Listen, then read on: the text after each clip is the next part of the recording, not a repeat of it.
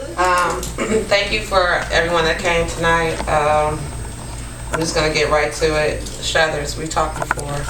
If there's any asbestos poisoning, you mentioned you were poisoned before by asbestos. I didn't say that.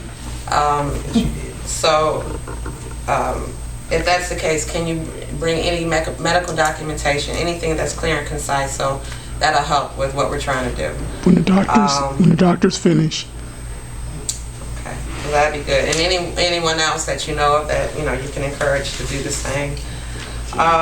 Two things. Councilman Thomas, I wish you was here. This is a team effort. There's no I in team.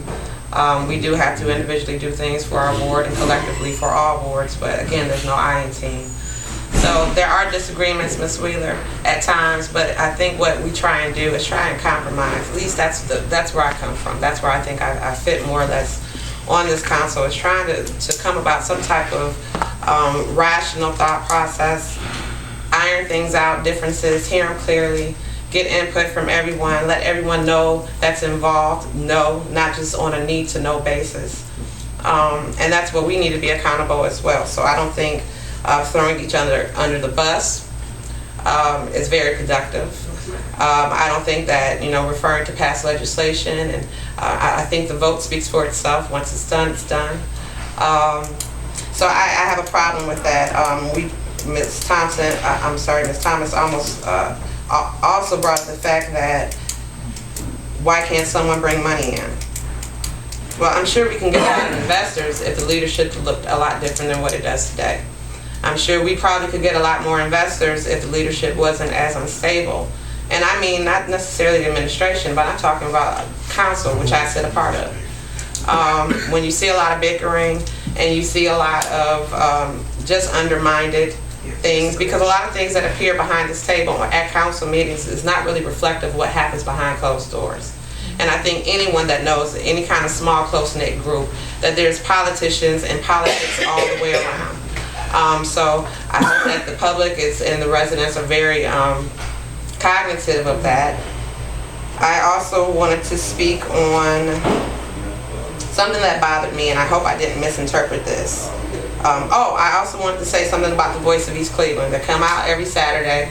Ms. Wheeler, you talked about the barricade on Terrace, I believe.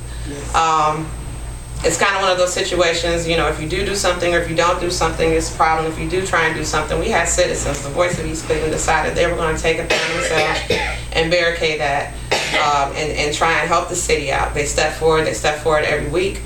They clean up. They decided that the residents that live in those high rises should be subjected to it. The city wasn't doing anything. Council hasn't done anything proactively for it, so they stepped up and they made a difference. It might not be as stately as we expect it to be, like how Cleveland Heights would do it, but this is what they decided to do to benefit the residents there. So people can stop coming through. It's a safety hazard. Potentially somebody can be hurt. One of the residents, seniors at night, say if they don't have reflective clothing or what have you. So I do want to give it up for Walt, Melton, and Voice of East Cleveland. They always find a way. They look for something and they call one of us and they say, what can we do about this? This is what's happening. Let's get this person together and talk about that and see what's going on. So I wish that, that rubs off on more residents. And the last thing I have to say, Dr. Blahoviak, I certainly hope I heard you right and didn't hear what maybe I interpreted. I understand that poor socioeconomic status can statistically, in some statistics, or where, depending on who the study is done by, say that these children don't learn as well or don't learn as much. But I grew up in East Cleveland, when East Cleveland had premier elementary schools. I went to Prospect. I know people would send their kids to East Cleveland. East Cleveland had a focused scope, and by no means was I affluent at all. And so what I'm saying is that I do appreciate the school board coming, participating. I look forward to our partnership. I don't want that to be something that we just accept as a mindset because we are in a lower socioeconomic status, that our children can't do well in our own schools. I believe that, I just want to make sure that that's reiterated, that, we have to really take the standard and raise the bar ourselves when it comes to us as parents, us as council members, the mayor, as well as school board members, to challenge ourselves to make sure that these kids have much more curriculum than just the TV station. That's more going on as far as the fundamentals, because my kids go to East Cleveland schools.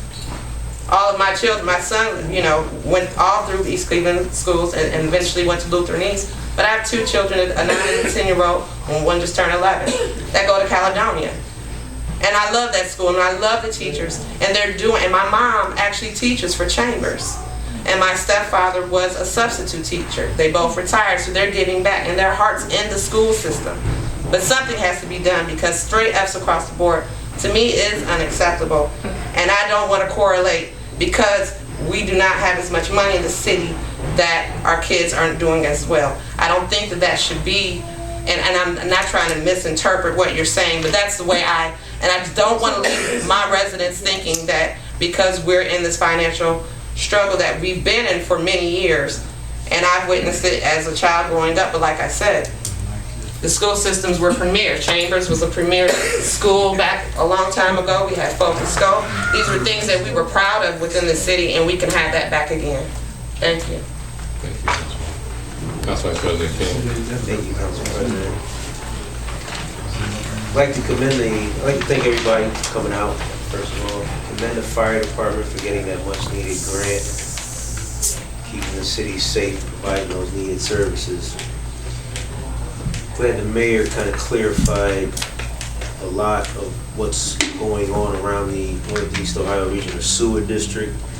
And I know we have come to many meetings, yet a good number of people were still somewhat not clear on exactly what the Clean Lake project is about and what they're doing. So, Ms. Wheeler, hopefully the projects on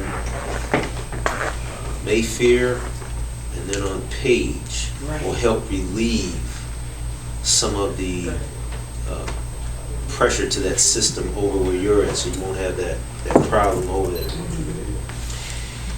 I wanted to briefly touch on something that we ran on when we were running for council.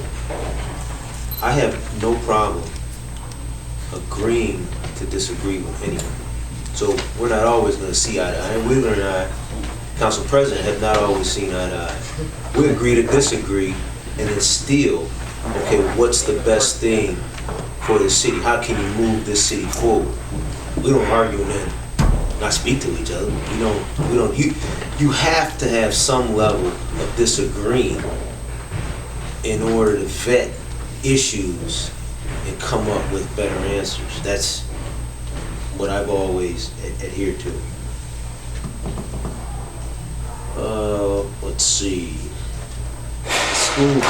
I'm not sure how. Well, first of all, the grades.